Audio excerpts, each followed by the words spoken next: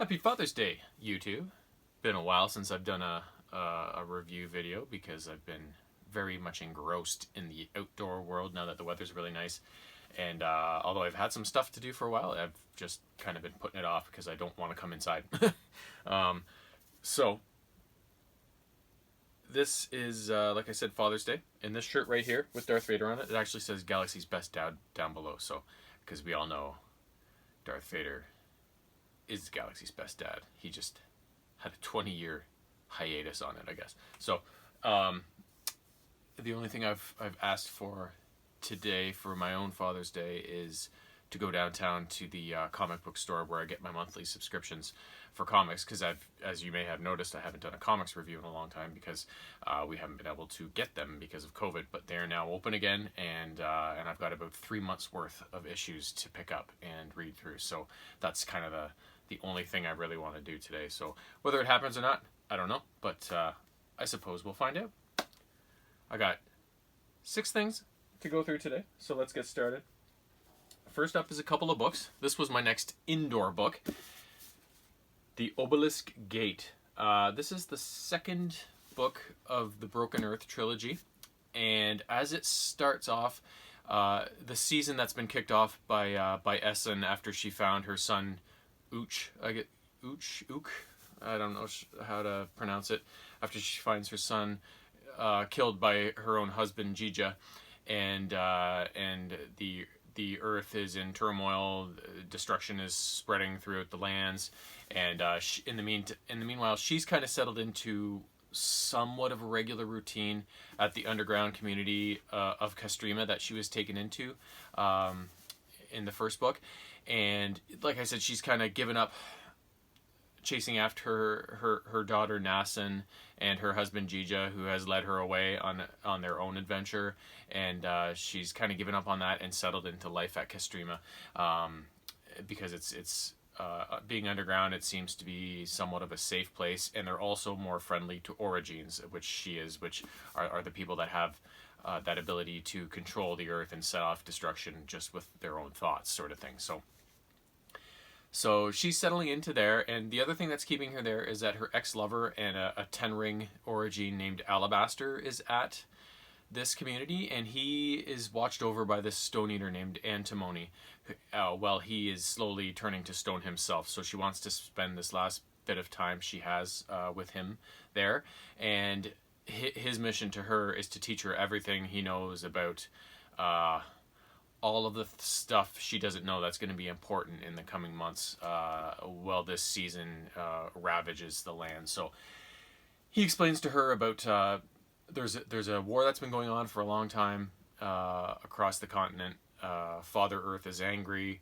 There used to actually be a moon that orbited the planet, but it was knocked out of orbit long time ago, which is what's become responsible for all of the seasons and everything. And so he also relates to her that the obelisks that hover in the sky above the land are all very important in setting everything to rights, and he tries to teach her how to control them and access them and stuff like that. So while all this going on, Nassan, in the meantime, her and Jija have reached this Antarctic community, and they've been taken in there, and the man that takes them in there is named Shafa, and he is a guardian who the guardians are the ones that kind of keep Origins in check and destroy them if they need to be destroyed, teach them, train them, that sort of thing. And Shafa is actually the guardian who used to lord over Essen a long time ago. So and he sees something in Nassan, obviously being her daughter, and is very protective of her against all the other guardians' wishes and stuff like that. So he takes her into this community, and he starts to slowly relate a lot of the secrets that Essen is also learning. The obelisks in the sky, and all the relations of the moon that used to be in the sky, and the kind of interplay between stills, Origins, guardians, stone eaters, secrets of them, and stuff like that. So as the story reaches its conclusion, a community from the north that is affected by the season is coming south, and they plan on taking over Castrima.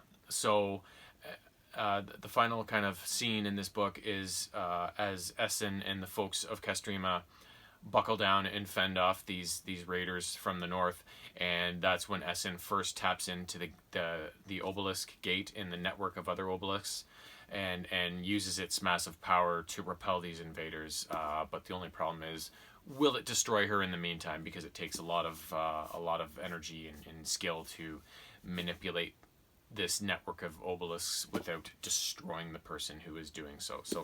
So that's kind of how that book went, setting up a bit of a cliffhanger ending, I guess, and definitely an interesting finale in the third book. So I hope to pick that up at some point and finish that series off.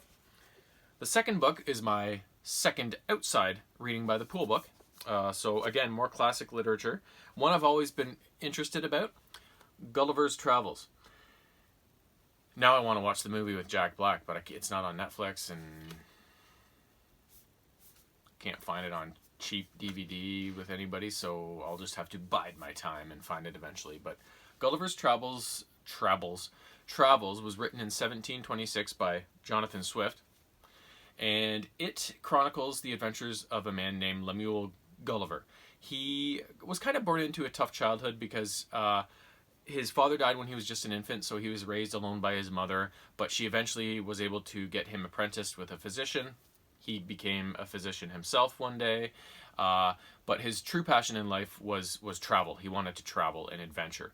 So to that effect, he learned the arts of navigation and all the other skills needed to, to sail the oceans of the world and know where he's going and stuff like that. So eventually his dream is realized to a certain degree. He becomes a ship's physician on his maiden voyage. So although he's not the captain or crew of the ship, he is on an adventure. So and then eventually, as he returns from each adventure, he becomes more esteemed for his actual captaining abilities, and eventually he does reach his dream of becoming a captain of his own vessel. Now, the book is broken down into 4 parts, with each being a separate adventure. And the first, in each adventure, he kind of either gets shipwrecked or he gets mutinied and set adrift to wash up somewhere. And he spends a significant amount of time in these other lands and learning their customs and stuff like that. So the first part, he ends up on a place called Lilliput, which is an unknown region that has inhabitants that are a fraction of his size, so they're only about 6 inches high, maybe. So he's a giant there. The next area is called Brobdingnag, something like that, where it's just the opposite. The inhabitants there are giants, and he is the small one. The third one is called the continent of Laputa. So it's broken down into all these different provinces, and it's actually ruled by this floating island where the king of Laputa always resides and kind of travels around the kingdom and checks in and makes sure everything is hunky-dory and that sort of thing. So he spends a lot of time on the flying island, but also goes down to visit some of the areas of the kingdom. And then in the last one, it's an unnamed land, ruled by the Hunihims, something like that. They're basically a race of intelligent horse people, sort of thing. They're just like basically horses that they can't talk English or anything, but they're smart and they have reason, and he learns their language and eventually falls in love with this race of noble beings. So in each stop, it's kind of a satire, this book. He learns the language of each race, and in turn, once he can converse with them, he learns everything about their customs and history and stuff like that, and also relates his own country. He's from England, his own country's customs and history and stuff like that, and they just have these exchange of ideas. And during these exchanges, he makes fun of politics and human nature and all sorts of stuff, and eventually, as he works through these 4 areas, returning to his wife and family each time. They think he's dead every time because he's gone so long. He eventually, after the last stop where he visits the horse people, like I said, he falls in love with this race of beings, and when he gets back to society, he can't stand the sight of human beings because the horses are just so much better than humans. So after that 4th and final adventure, he has a hard time adjusting back to regular life, and that's kind of how the book ends. So very interesting book. it's still written in that kind of old-timey English, so it is hard to kind of understand in some spots, but it wasn't as bad as the Edgar Allan Poe collection, so I had a lot easier time taking this book in than that previous one. So next up, finally watched this movie. I've wanted to watch this movie since it came out in the late 80s or whatever it was, and it stars a certain eccentric somebody that I'm very fond of, and it is UHF. From the mind of Weird Al Yankovic, who stars in the movie. This story is about a young dreamer named George Newman. He, which is Weird Al's character. He's got this overactive imagination, and because of it, he's costing him and his friend Bob job after job after job because he keeps getting fired because he's always in his own world and keeps screwing up. So one day, and it's also affecting his relationship with his girlfriend Terry. He's there, but he's not. You know, he's kind of absent-minded. So one day, his uncle Harvey inherits this old TV station called Channel 62 in a poker game, and the station is bleeding money and it's on its last leg. But Harvey's wife Esther convinces him to let George have it and run with it, and maybe he can make something of himself with this TV station. So George and Terry go to visit it. It's a dilapidated old building on the edge of town, and it's a mess. So George takes the station over. He tries to institute some new programming. It's not going all that well. And then one day a package is delivered to Channel 62 that actually should have been delivered to Channel 8, which is their network affiliate. So George goes to the Channel 8 building and takes the package up and tries to talk to their CEO, which is an older douchebag named RJ, and he basically makes George a laughingstock, kicks him out of the building, and George is like, okay, so he leaves, and along the way he meets this janitor named Stanley, who has just been fired by RJ in the same kind of manner, and Stanley's all broken up, and George is like, well, you can come work for us, and Stanley's like, yeah, and so he goes. And things are still not going well at Channel 62. So one day when George is in the middle of filming his own kids show, he quits, he gives up, he goes to the bar, he says, Stanley, you can do the rest of my show. So George and Bob go to a bar, and while they're at the bar, somebody turns on Channel 62, and Stanley's just running with it. He's killing it with George's show. So George and Bob are like, oh. So then they go back, they give Stanley his own show, it becomes huge. So then, buoyed by this success and a more positive frame of mind, George starts coming out with all this other programming. Sooner or later, Channel 62 is first in the ratings. They got 3 or 4 top 5 shows, and they're killing it.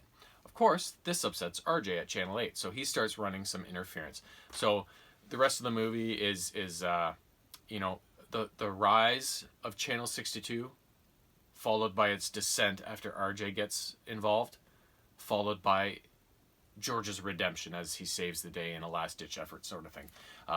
Fantastic movie. It reminds me a lot of Pee-wee's Big Adventure. It had that element of a really eccentric lead character who's got this weird imagination, and then all these weird fantasy elements with crazy costumes and set pieces and stuff like that.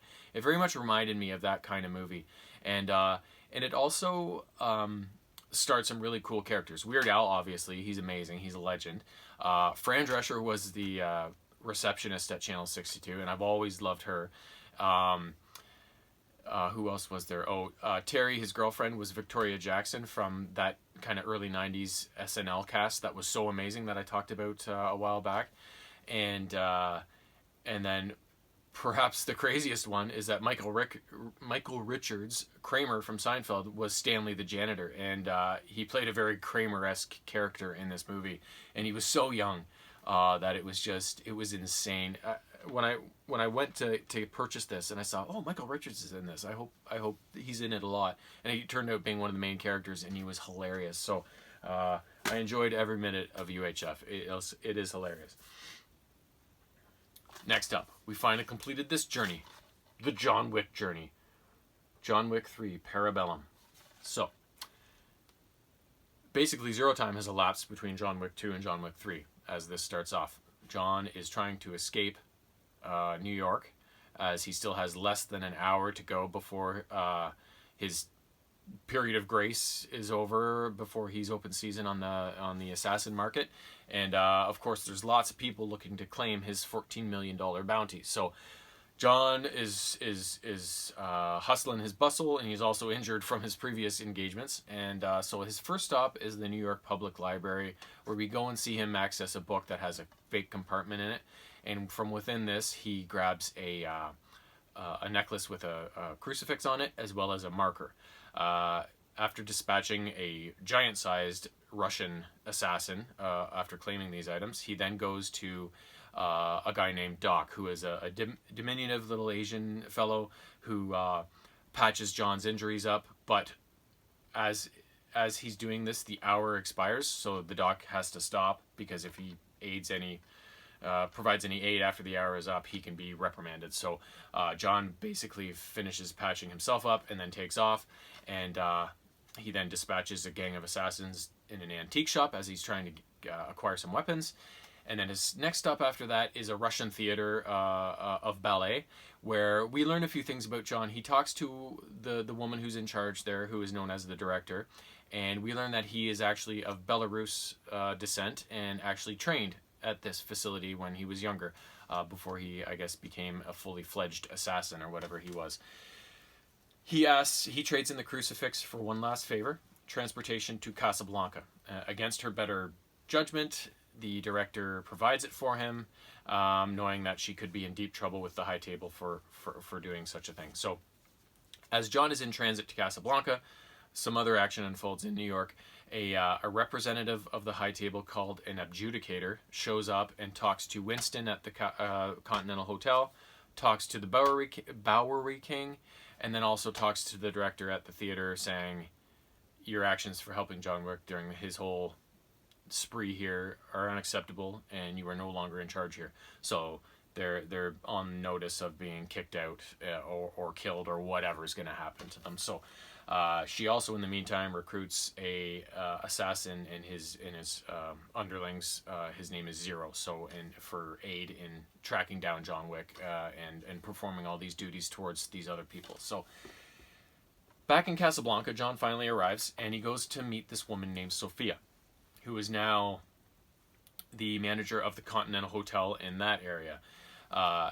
We learn here that the marker he has is actually for her. She owes him a favor. She's like, John, you're excommunicado, and I'm now the manager of the Continental. I cannot help you. But eventually she relents, and what he wants is to go see her boss, a man named Barada. He doesn't want to fight or anything like that. He just wants information from this Barada fellow. So they go. Sophia brings a couple of her dogs, and things don't go well. They have to fight their way out, which is what I was hoping, and it is fantastic.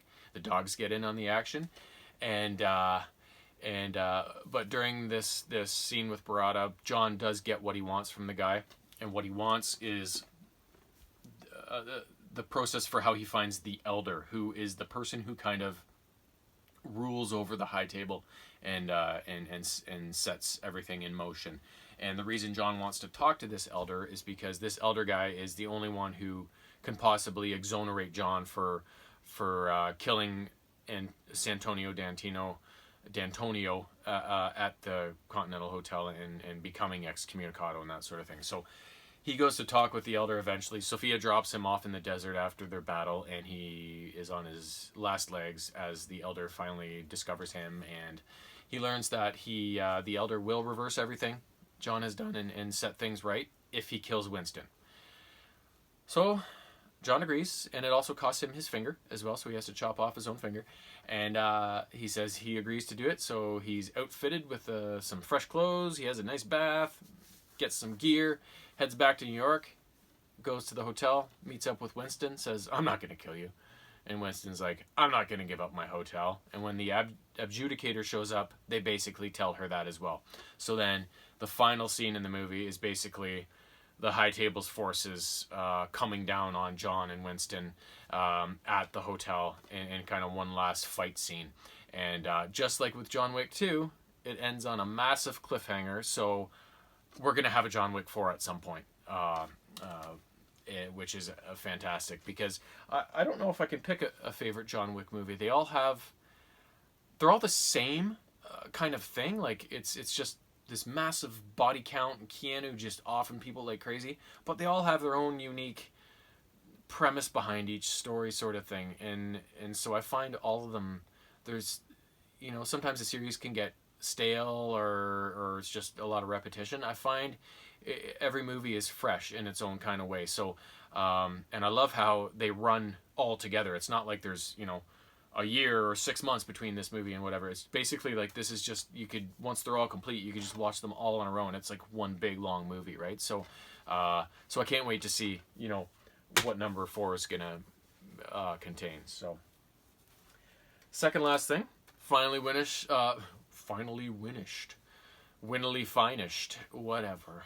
Finally finished watching the season of Power Rangers Lost Galaxy. So, Power Rangers Lost Galaxy is the 7th overall season of Power Rangers, and basically the 6th incarnation of the Rangers, because it's kind of weird. It goes, the first 3 seasons were all the original Mighty Morphin Power Rangers, and then there was like a 3.5 season where it was Alien Rangers, and then it was Zeo, then it was Turbo, then it was Lost in Space. So it's kind of weird, the different seasons and the different incarnations of the Rangers and stuff. But basically this is the 7th full season, 6th incarnation of the Rangers team, and the previous seasons all kind of encompass this one arcing storyline. So this is the first season that kind of starts anew and starts its own storyline, kind of anew, separate from that other stuff that kicked off the whole series. So to start this one off, Earth is kind of falling into a bit of disrepair, and it's getting kind of grim. So the Galactic Space Alliance, or the GSA for short, have commissioned this large colony ship called the Terraventure to take a number of its inhabitants up into space and go find a new planet for them to colonize, and hopefully ease the burden on Earth, sort of thing. So there's limited space on the Terraventure, so obviously tickets on it are hot, but the launch goes off without a hitch. They're off into space and running, but soon enough they run into troubles. There is a evil fiend named Scorpius, who looks like a big fat cockroach. He is totally an insect, and his daughter Trakina, who is not gone through her change yet, so she's still in human form with some bug accessories, and she's really hot. So Scorpius and Trakina are these evil doers that command this big starship that looks like a centipede, and this army of stingwingers, which are these foot soldiers that basically resemble flying man wasps or something like that. And so their current target right now is a planet called Miranoi, where Scorpius plans on acquiring these 5 quasar sabers, which are these fabled swords capable of much power and destruction, depending on who's wielding them, of course. They could be used for noble purposes. So, on Miranoi, Scorpius' General Furio and all the Stingwingers attack, but the Terraventure is in that region, and they get caught up in this battle. And so there are 6 young people that come to the forefront of this battle on Miranoi. 3 of them are officers on the Terraventure. There's Mike, Kai, and Kendricks. One of them is a mechanic on the Terraventure. His name is Damon. One of them is a stowaway on the Terraventure. His name is Leo, who is also the younger brother of Mike. And then the 6th one is a young girl named Maya, who is actually a native of Miranoi. So they kind of get caught up and team up together, and take the fight back to Furio and the Stingwingers. And in the process of this battle, Mike is seemingly lost. He falls down this chasm, and the 5 remaining youngsters end up pulling the quasar sabers out of the rock they sit in. And it was kind of like an Excalibur thing, like only the worthy can pull the sword out of the rock. Many of Furio had tried and couldn't do it. But these 5 youngsters pull them out, turn the tide of the battle, escape, but not before all of the inhabitants of Miranoi are turned to stone by Furio. So they escape to the Terraventure, and their journey resumes as normal.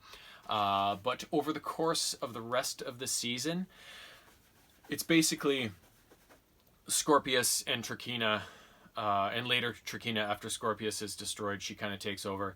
And it's just their repeated attempts to destroy the Terraventure and the Power Rangers, because those 5 youngsters who pull the Quasar Sabers, in so doing, become a new team of Power Rangers.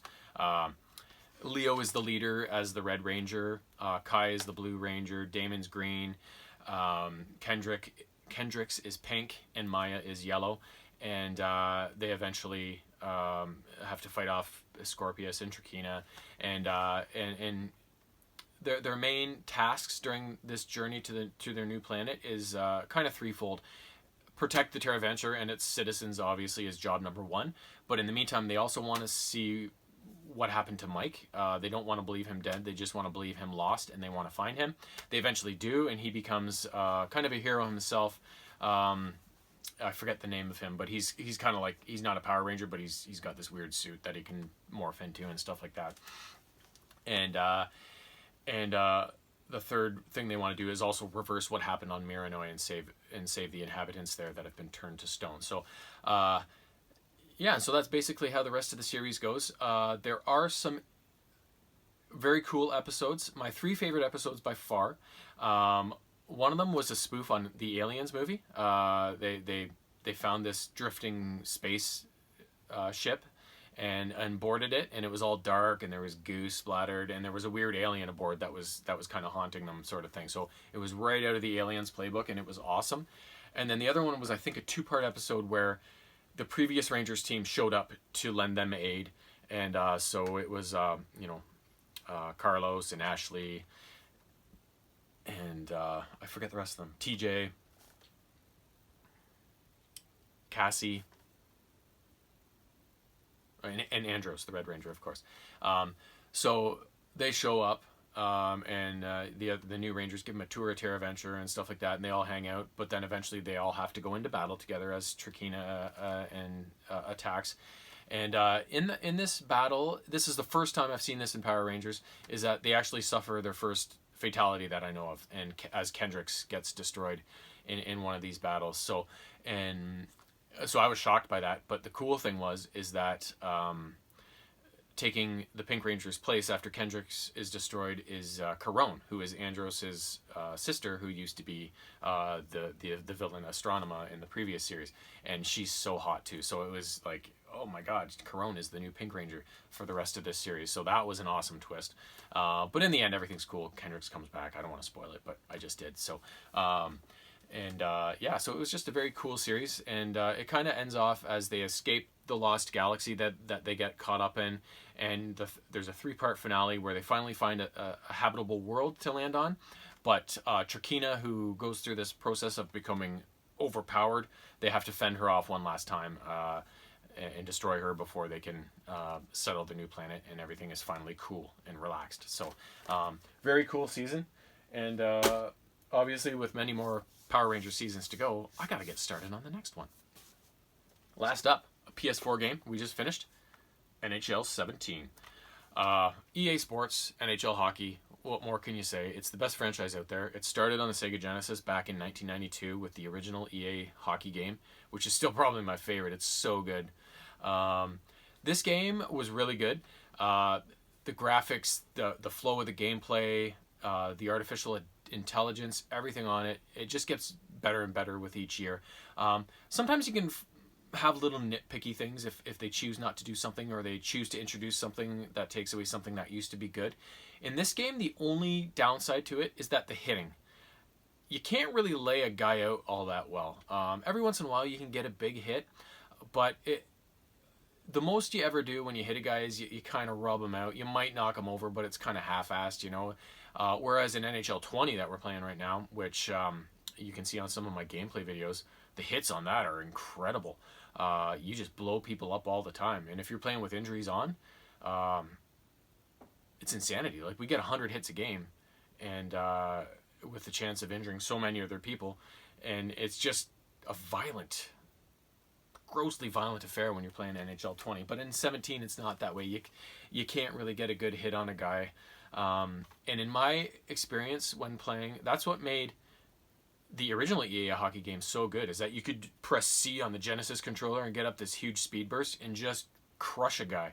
And that's the key to a good hockey game, is you want it to have good game speed and that ability to really hit people if that's the style you play. And that's the style I've always played. Hitting is my favorite part of hockey. It's what makes hockey hockey. And if you have a game where you can't really do it, it still may be a good game, but it could have been a lot better. So that's the only thing that's missing from NHL 17, which they obviously rectified in later games. I'm even noticing we just started 18 a couple days ago. We've only played our first game, but the hitting was a lot better compared to 17 already in 18. So they obviously were correcting that mistake after 17. So, and then in NHL 20, like I said, you can just blow people up. So, so 17 is a good game, but it's not one of their best. Lots of modes and stuff. Create arenas, create players, create teams, franchise mode, be a pro, online mode, season mode, obviously, which is what we always play, be a GM, that sort of thing. So there's all sorts of stuff depending on, there's something in there for everybody. I'm pretty simple. I just want to play a season mode. I don't want to be in charge of contracts and worrying about money and all that bullshit. Just give me my team, give me my season. I'm going to play through it, win the Stanley Cup, and that's all I need. I don't want to, like I said, worry about contracts and scouting and all that stuff.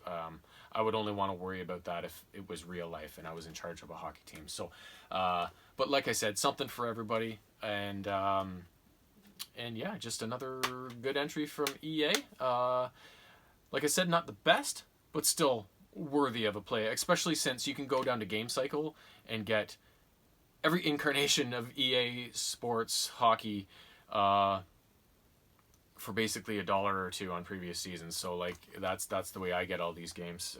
This one I actually got at EB Games, but when I was buying all like NHL 10, 11, 12, 13, 14, 15 for the PS3, I bought them all for $1 each at Game Cycle. So these sports games, there's so many people play them, and they come out every year that, the previous incarnations, when you're buying them used, they go down so much in price, like you can't afford not to buy them sometimes. So, but anyways, that's everything for now. I hope to come back at you with more in the near future. But until then, stay warm and stay tanned, yo. Peace.